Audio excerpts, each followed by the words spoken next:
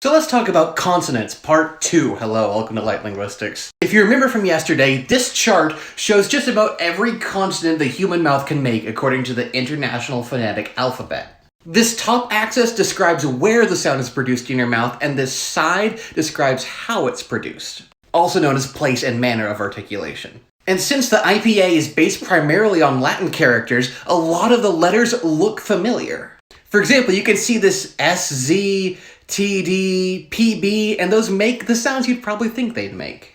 There's some in here you might not recognize, but you can figure them out based on what you know. For example, we know that the further back you go in this chart, the further back it is in your mouth. For an example of this, let's look at this SZ.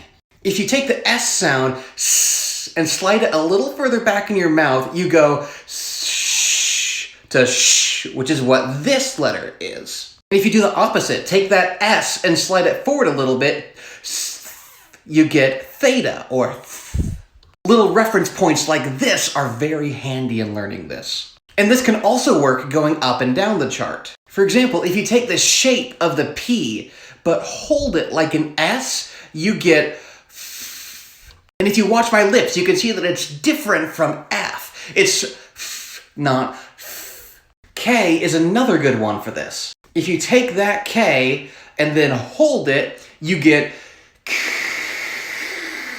If you take this K, which is a velar stop, and articulate it like an S, which is a fricative, you get which is a velar fricative. And if you take that K and move it further back in your mouth, you get Ka. And further forward, you get Ka.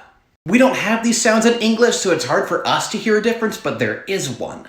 And the more you do this, the better sense you have of where your tongue is in your mouth, and you can feel it out better. Sometimes, though, this chart can be a little bit deceiving. You need to keep your eye out for this trilled ra.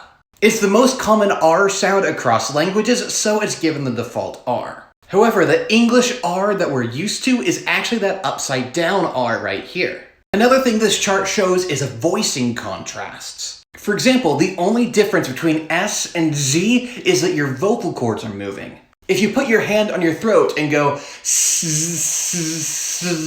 you'll only feel it moving on the Z's. So in this chart, when there's two characters in a box, the one on the left is a voiceless, like S, and the one on the right is voiced, like Z. Sorry I wasn't able to go into every single sound on this individually, but I hope this gives you a good reference to start learning this. It's a really fun tool, and it's really fun to practice sounds in public.